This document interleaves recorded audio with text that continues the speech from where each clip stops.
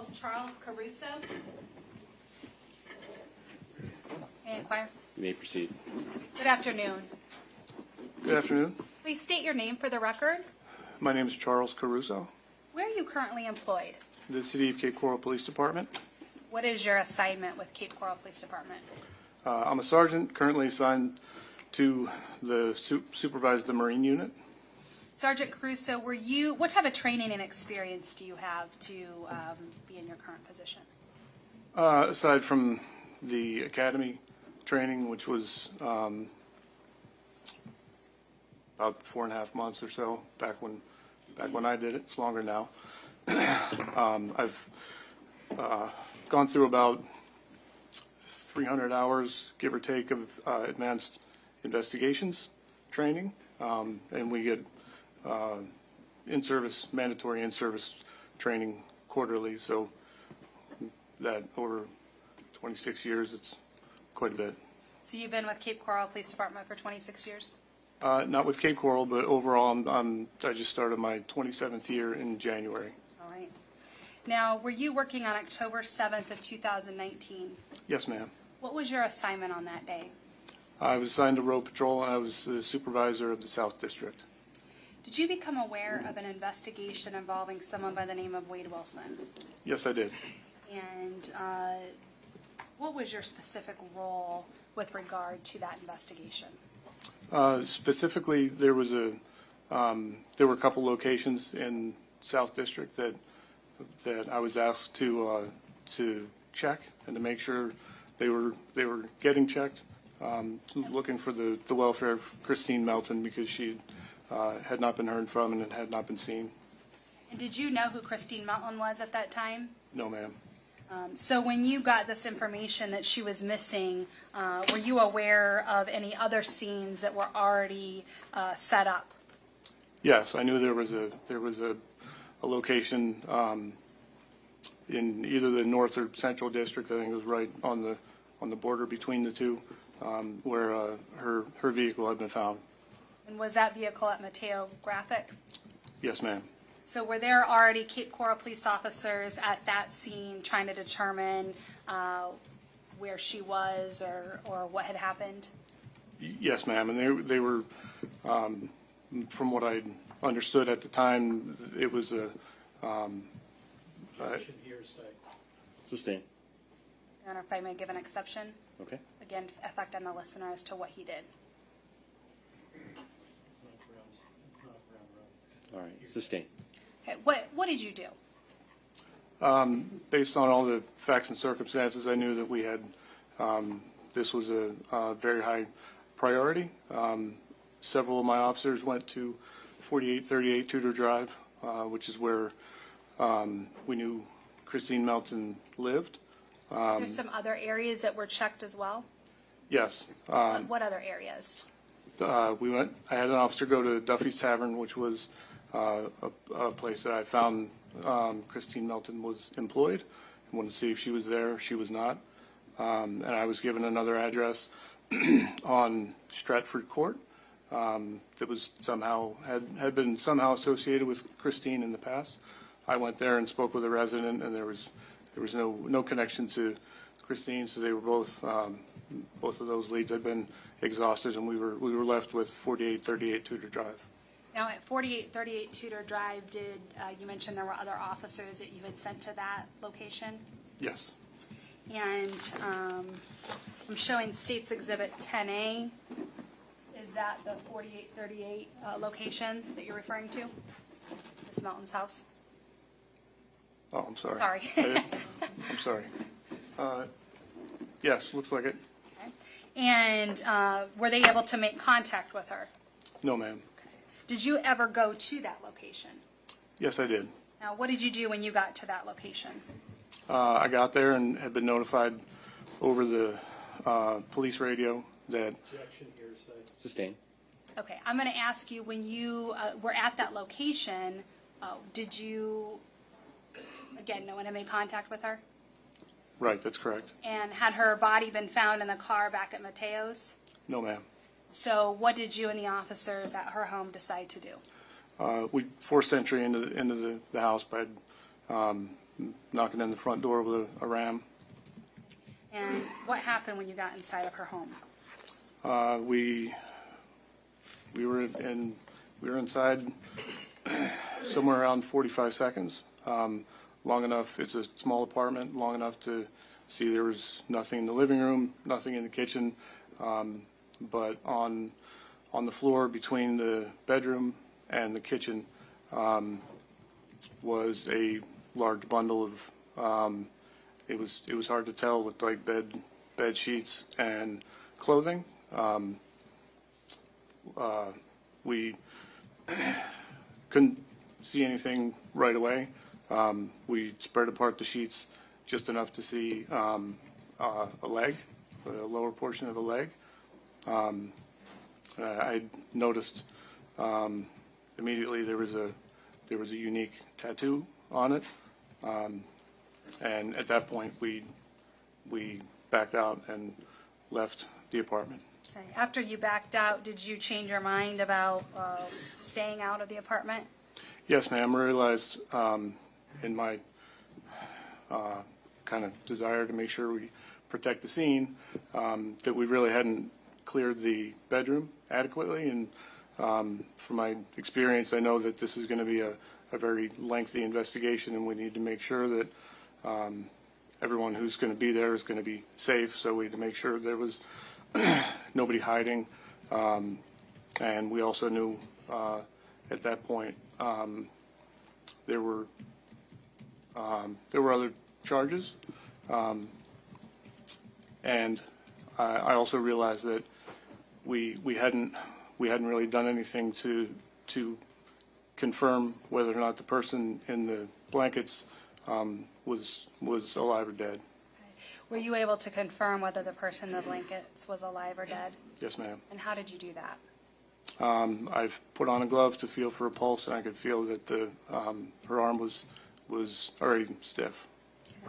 And you said that you cleared the home. Did you find any other person at all in that house? No, ma'am. May I approach? You may. Sergeant, I'm approaching you and showing you some items of evidence. If you could take a look at each of these pictures, please.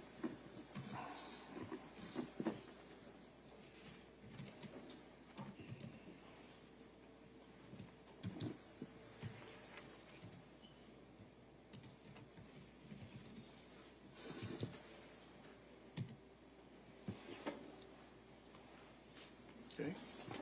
These items fairly and accurately represent the outside of the home and the inside of the home back on October 7th of 2019. Yes, ma'am.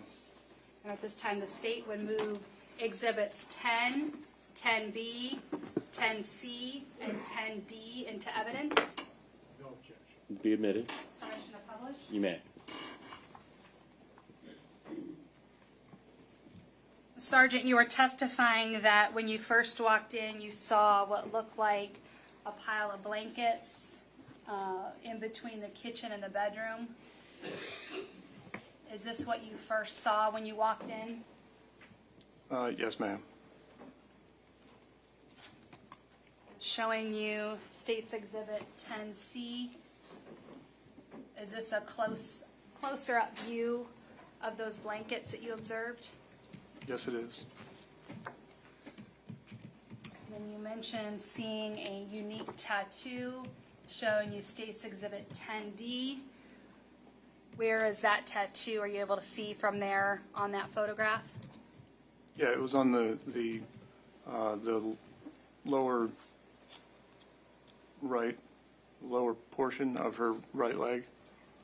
Showing you a close-up, which is 10E. Is that the tattoo on the leg you were referring to? Yes, ma'am. Did you actually take a photograph of that tattoo on her leg? Yes, I did. What was your purpose in doing that? Knowing how this investigation would play out, I knew that it would be it might help in help making an identification.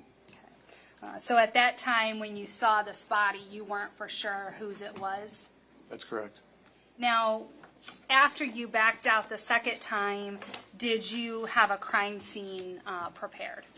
Yes, I instructed my officers to put up crime scene tape and start a crime scene contamination list. What is a crime scene contamination list? It's just a log of everyone who comes and goes and the times that they enter and exit the crime scene. About what time was it that you arrived and entered Ms. Melton's home? I got on scene about roughly 4 o'clock. We made entry, I believe it was 4:12. So that's 4:12 p.m. on October 7th. Yes, ma'am.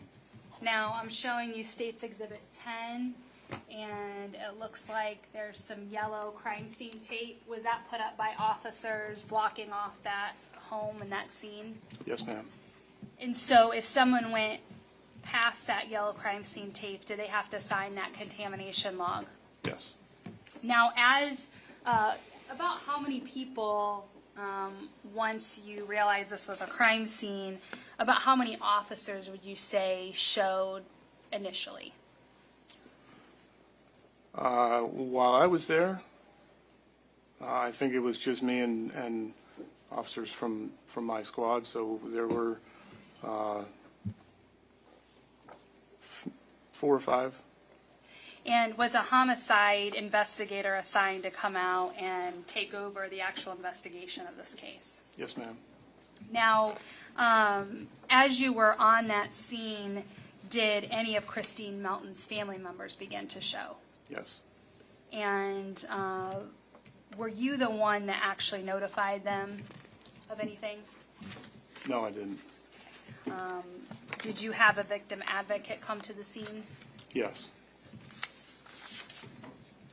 And as far as the identification and the notification, was that assigned to other officers later? Yes, that was assigned to a detective who was working on the case. Once you cleared that house, was a search warrant signed off on so that crime scene could come in and do a thorough investigation and collection of evidence? As far as I understand, yes. So you weren't involved in collecting any of that evidence? That's correct. We have a moment, Your Honor. May. I have nothing further and tender the witness. All right. Mr. Hollander.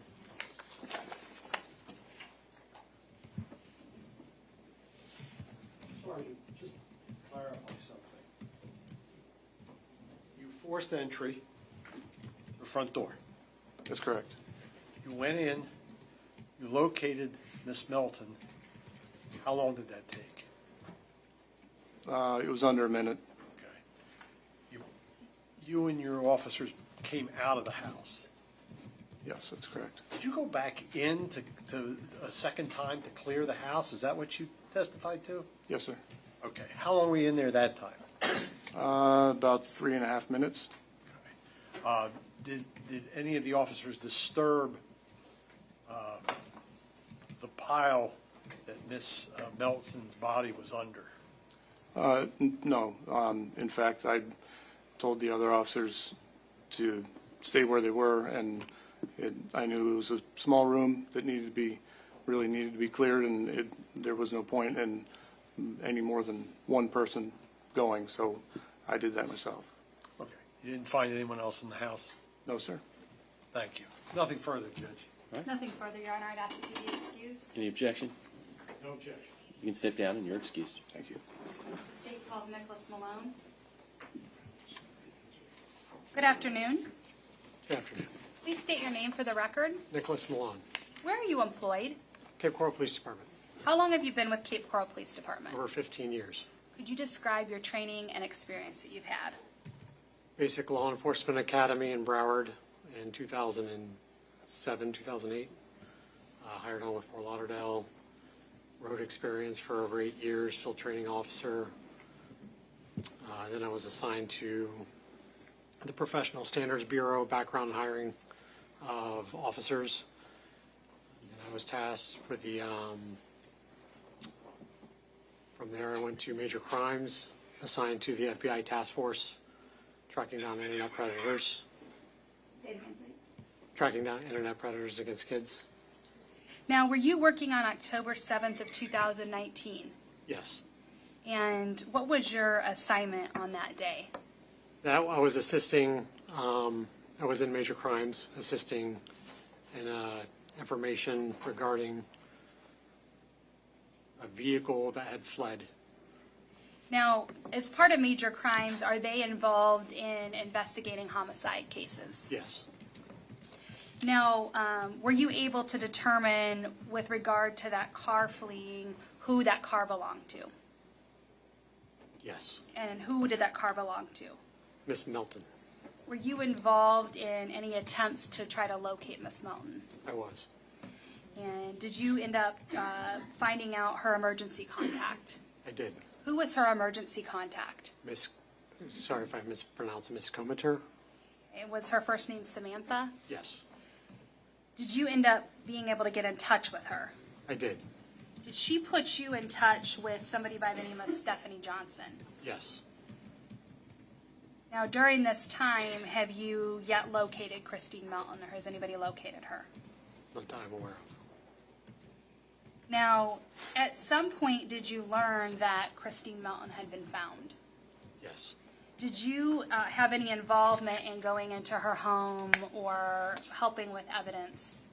no, Did you actually ever go into her home and see her body? no, Now, did you try to see if you could learn more information from neighbors or going around the neighborhood? yes. Can you just describe to the jurors what it was that you were tasked with doing? A simple canvas of a neighborhood, if anybody saw or heard anything. So I knocked on doors, spoke to people. The consensus of the people I spoke to, there was nothing out of the ordinary they saw or heard. During that canvas on the 7th, I was able to locate also cameras on a building on that road, Tudor Drive, 4807. They had cameras pointing north and south on that road. So I just make note of the camera systems if I can't make contact with the people that day. Okay. Did you actually review any footage or any camera footage that you noted? I did. Okay. And what camera footage did you note that had some interest to you? So the camera 1 and camera 2 that was on the building of 4807 Tudor, that building behind it on Marine Drive, I believe is 4810. That was the business area of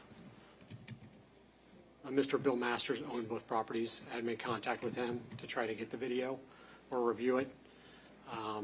So I had gone back later, I believe on the 10th, to review that video of camera 1 and 2. And when you reviewed that video, did you note anything of any significance on that camera? I did. Okay. And what did you see on that camera? So the camera system was showing the hours that I recorded from 0300 to, I believe, 0620 hours. And I was able to identify a vehicle matching the description of the black Nissan Versa. And was that the car that belonged to Kristine Melton?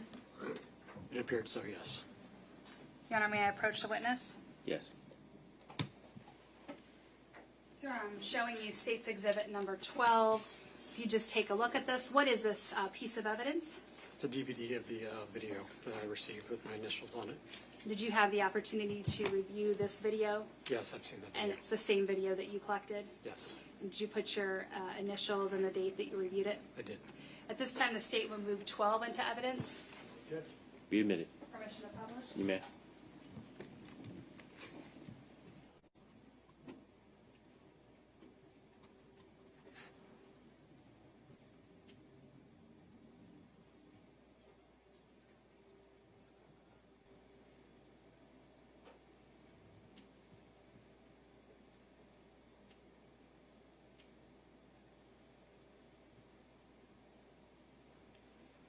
And you mentioned you conducted a neighborhood canvass of the area. Did you also conduct several interviews of people that had information about this case? I did. Was one of those interviews of Stephen Testaseca? Yes. And what was his relationship to the case?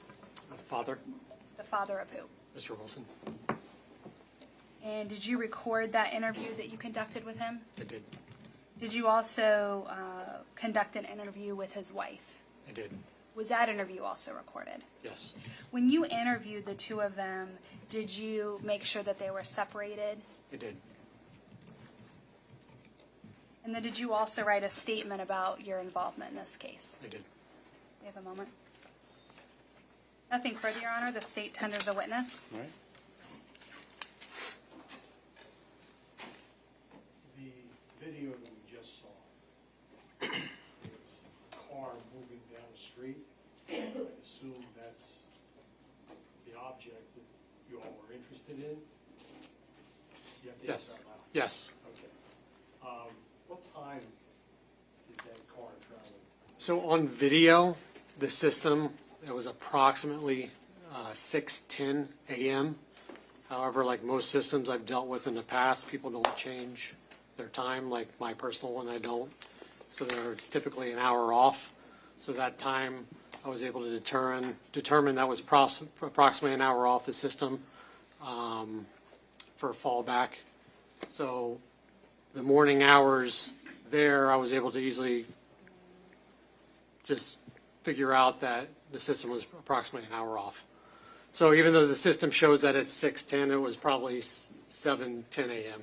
Okay, so it's an hour behind. Correct, because if it was actually 6:10, it would have been dark outside still during that time.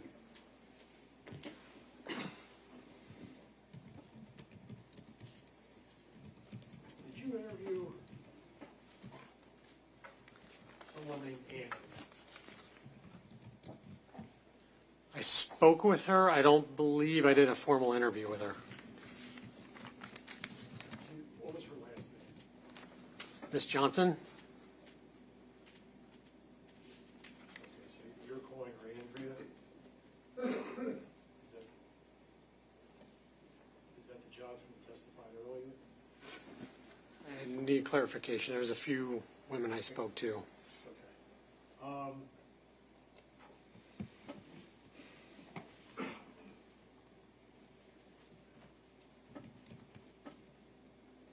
Why did you not, if you talked to her by phone, am I correct?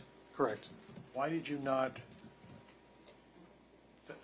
do a face-to-face interview or a video recorded interview or something? Which one is Andrea? The Andrea. Well, you said Johnson, Which last name are you referring to? Because I No. spoke to a couple women. right, and one of them was named Andrea. Okay. Was that the one that I would have to recall my affidavit if that was the one that worked at Buddha? May I approach, You may. see if this,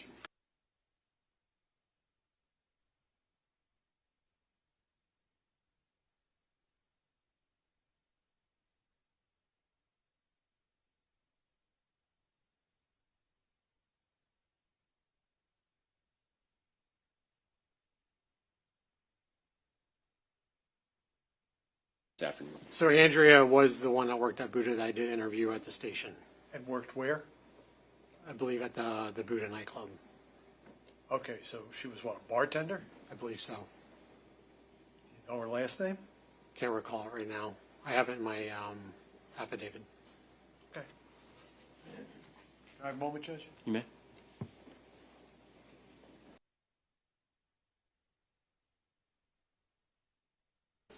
All right. Any objection? All right. You can step down and you're excused. State can call their next witness. Judge, say we call Ms. Christina Potts. All right. You may proceed. Thank you, Your Honor. Good afternoon, ma'am. Good afternoon. Would you please introduce yourself to ladies and gentlemen of the jury by telling them your name? My name is Christina Potts. And where do you work? I'm a forensic technician with the Cape Coral Police Department.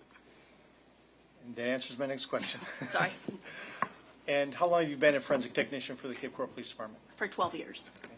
And what is involved in being a forensic technician? We're responsible for responding to crime scenes, all types of them, from burglaries to homicides. We photograph them, document them through notes, sketches, video. We also collect items and process them. And I also do fingerprint comparisons and digital forensics. And approximately how many crime scenes would you say that you've gone through over the course of the years? Over 1,000. Now, I want to direct your attention specifically to the 7th of October of 2019. Did you have occasion to go to a residence at 4838 Tudor Drive in Cape Yes. Coral? Yes. And what was the reason for you to go to that location? We responded there for a search warrant for a death investigation. And what did you do when you arrived at that particular location? I met with officers on scene. They explained everything. I took photographs starting with the exterior and took overall exterior and interior, and then progressed through the scene. What was the purpose of taking overalls as far as photography goes? To document everything from a distance, so that way when you examine it closer, you can see the orientation and the location. And then you also indicated that you went ahead and took photographs of the interior as well? Yes. Now, if I may approach, Judge? You may. I'm handing you a whole stack of photographs here that have been already previously admitted into evidence. I ask that you take a look at those items and see if you recognize those.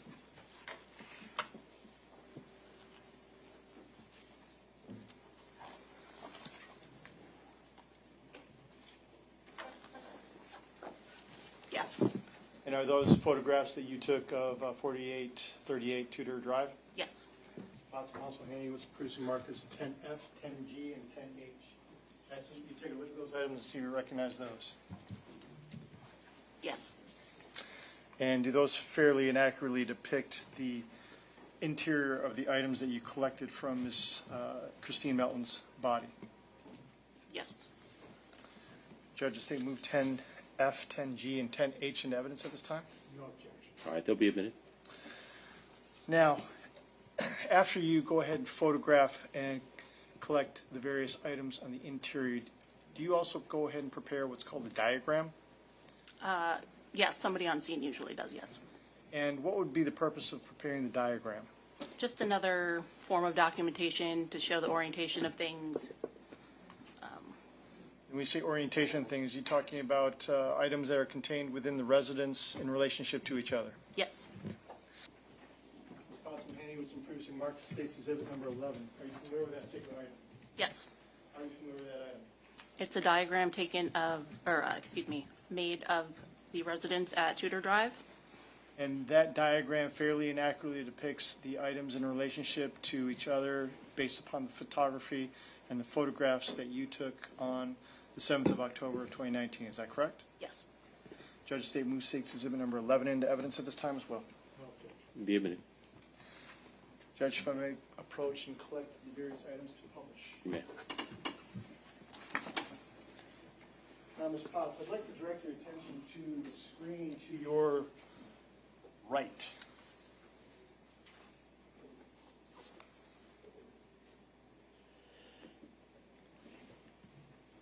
States 10, that's a photograph of the, obviously the mailbox, which orients us to the exact address to which you were dispatched. Is that correct? Yes. And when we're looking at 10A, what are we looking at there? That is the exterior of the residence, a little closer from the mailbox to show the whole outside from the front. Now, to assist us in when we enter this particular residence, I'd like to show you the diagram, State's Exhibit number 11. Can you orient us with regards to where the front door would be? The front door is in the bottom right corner with the line that is kind of at a 90-degree angle in and out. So directly where my pen is and where it says we're in entrance, is that right? Yes. And as we enter into the front door, directly to our left, what area am I referring to as I'm circling the first big rectangle that's to the left of that area? The furthest to the left is the living room area, and then the dining room table area. And if we proceeded in the front door and moved our way back into this particular diagram where it says kitchen, is that in fact indeed the kitchen? Yes. And then if we went to the left here and we see this item here that looks almost like a elongated cloud. Item C, I believe, or L, excuse me. What exactly are we looking at in that particular photograph or diagram? That is the female body that was in the doorway, wrapped in the bedding. How far would you say that particular item was in relationship to the doorway? It was in the middle of the doorway. And from the front door, how far would you say it would be? Approximately. I'm not sure on the distance, but So if I directed your attention here to what's been previously admitted as State's Exhibit number 10B, is that the doorway that you're referring to, that back where actually the cat is located, and in that doorway we see it looks like a pile of bedding? yes, And that's that cloud object that's depicted in the diagram? yes. So then, as we make our way to 10C,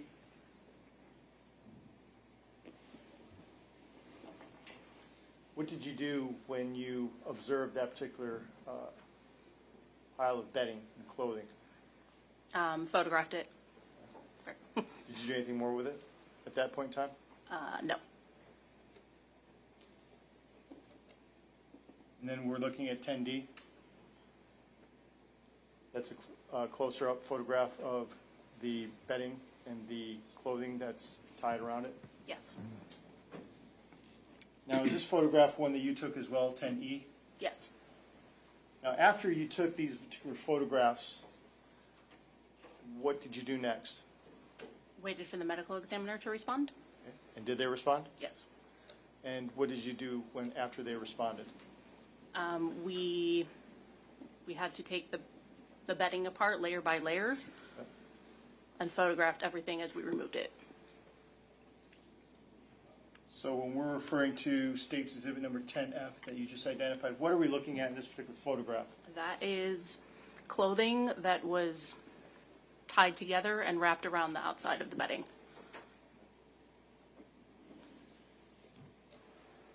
And what kind of clothing was that was being utilized to make the ties? I believe that one is a pair of jeans, a shirt, and a bra.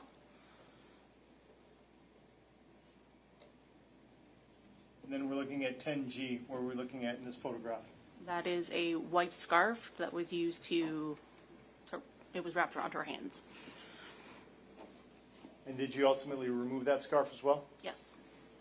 And is that what we're looking here at in item 10H? Yes.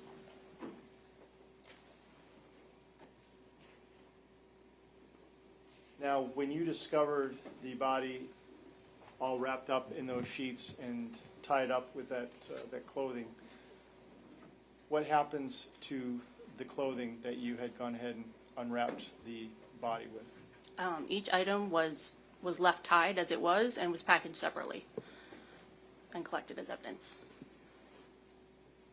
And what do you do when you collect evidence? We submit it to our evidence unit, and most of those items were sent for additional testing. Now, when you collect these particular items, how is it that you are processing them when you get them back to the lab?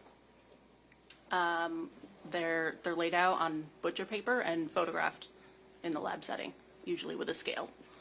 And do you ultimately wind up going ahead and placing them into specific bags, into evidence? Yes. All right. And what's involved in doing that?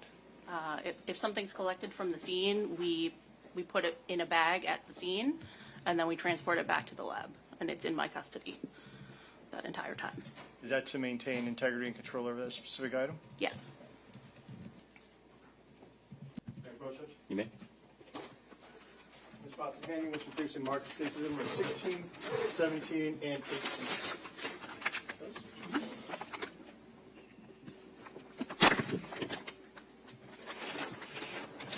Do you recognize each and every one of those items that are currently before you at this time? Yes.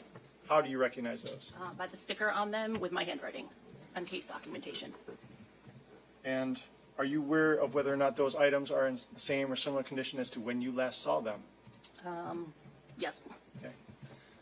Judge, at this time, the state would respectfully request assistance as it relates to all 3 items with a pair of scissors and a pair of gloves, so that way she may examine each item. Would you please look into item that's previously been marked as State's Exhibit number 16.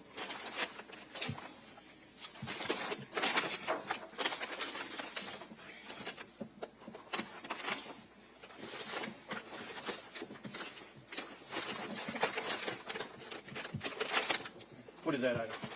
That is the black, white, and gray hide clothing. Okay. And is that item in substantially same or similar condition as to when you last saw it? Yes. And was that item sent off to the Florida Department of Law Enforcement for further testing? Yes. Judge, state moves State's Exhibit number 16 in evidence at this time. Any objection? No. Be admitted. Permission to publish, Judge. You may.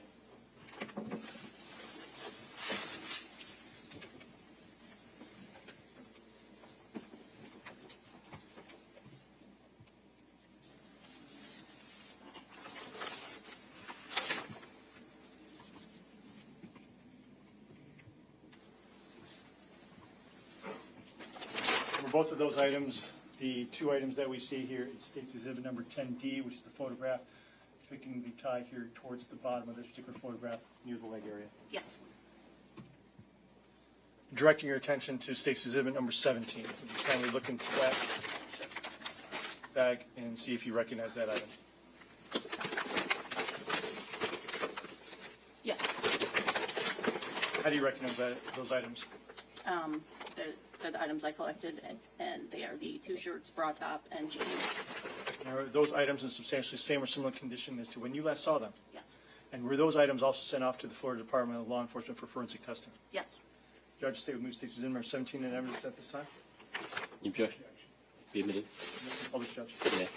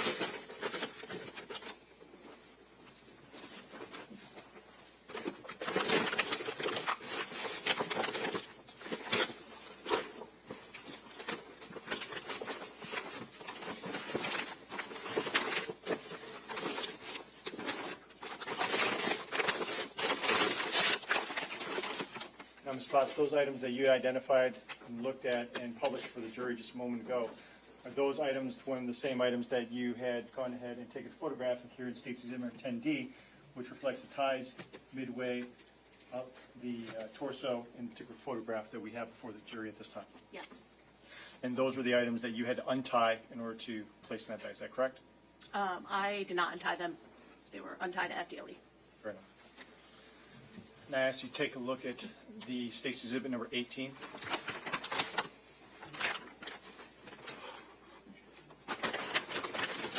Recognize that item? Yes. What is that item? It is a blind rod that was found inside the bedding. So when you say inside the bedding, what do you mean? We did not locate it until we had taken the clothing off and started to open up the bedding. It was inside with the body. And did you obviously also send that off for forensic testing? Yes. And is that item in substantially same or similar condition as to when you last saw it? Yes. Judge State moves State's Exhibit number 18 in evidence at this time. Any objection? No objection. Be admitted. Permission to publish, Judge. You may.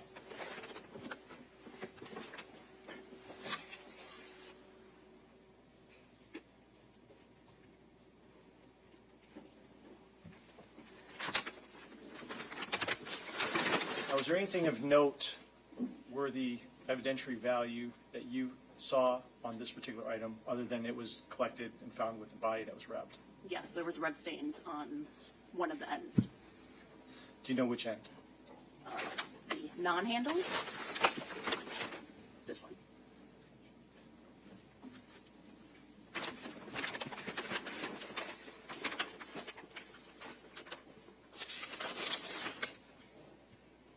Now, Ms. Potts, did you have any further involvement in this particular case after you had gone ahead and conducted the crime scene processing?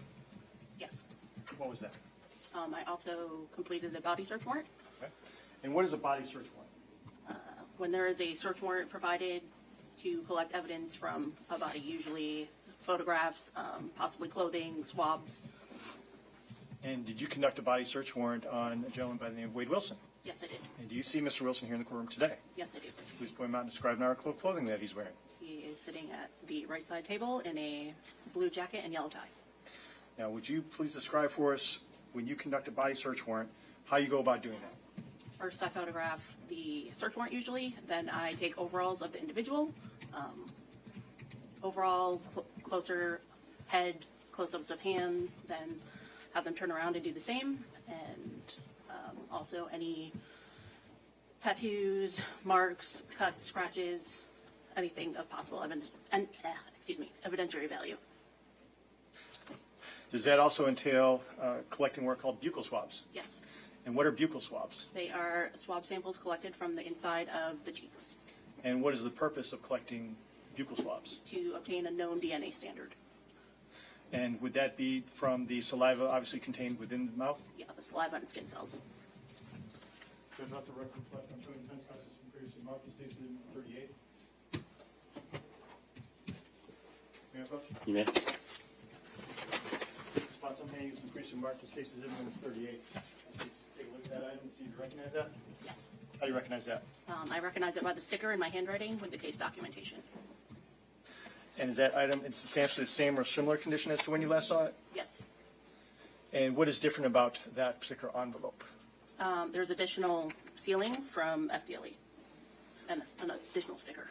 That means that it was sent off to the Florida Department of Law Enforcement for forensic testing, is that correct? Yes. Judge, at this time, move Stacey Zimner 38 in evidence. Any objection? Be admitted. I have no further questions for this witness at this time, Judge. All right.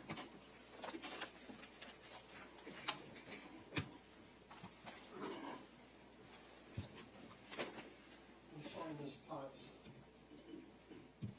Did you untie, apparently there were some sort of clothing tied around the, what was it, a mattress? It was like the mattress pad and the foam cover and sheets and blankets, Okay, and what was tied around them? clothing items. Okay.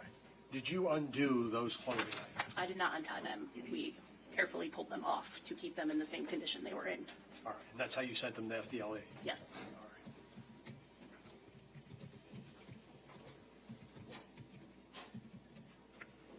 right. When you executed the search warrant, the body search warrant, some of Mr. Wilson's clothing had stains on them? Yes. Did you test for blood or any other substance? Yes, I did test them for blood with presumptive testing. I'm sorry? I did do presumptive blood testing on them, yes, on the stains. And were they negative? Yes.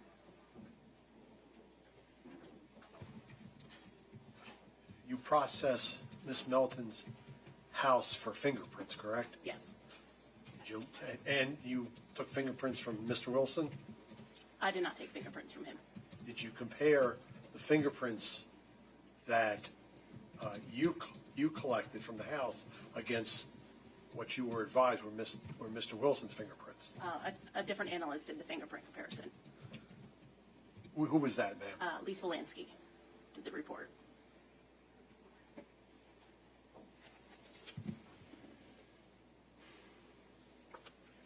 Did you process any of the items that were around the body for DNA? Yes. And what did you find? I collected swab samples from almost every item I collected, and I don't believe those were sent for testing. They were what? They were not sent for testing. Why not? because we're allotted a certain amount of items that we're allowed to send, and we can only continue testing if there's not evidentiary value found from the initial items. And there, I take it, since you weren't able to send these items, there was nothing of evidentiary value found in what was submitted. No, that means there was. There was. Yes. Okay, so why didn't they send the rest of the items that you processed, that you located? It was not requested.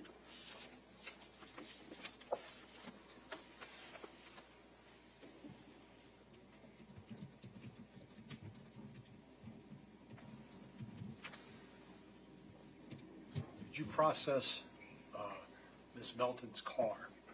I did not. May I have one moment, Judge? Yes. Ms. Potts, for clarification, when you conducted your body search warrant of Mr. Wilson, do you know approximately how many days or how much time after you processed the scene did that body search warrant take place? It was the same night. It was the same night? Yes. Okay.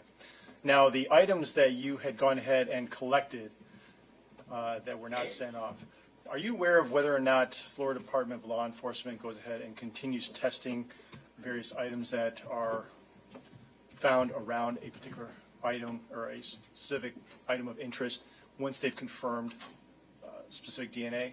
They usually will not continue testing. Thank you. No further questions, Judge. Anything else? Just one. Go ahead.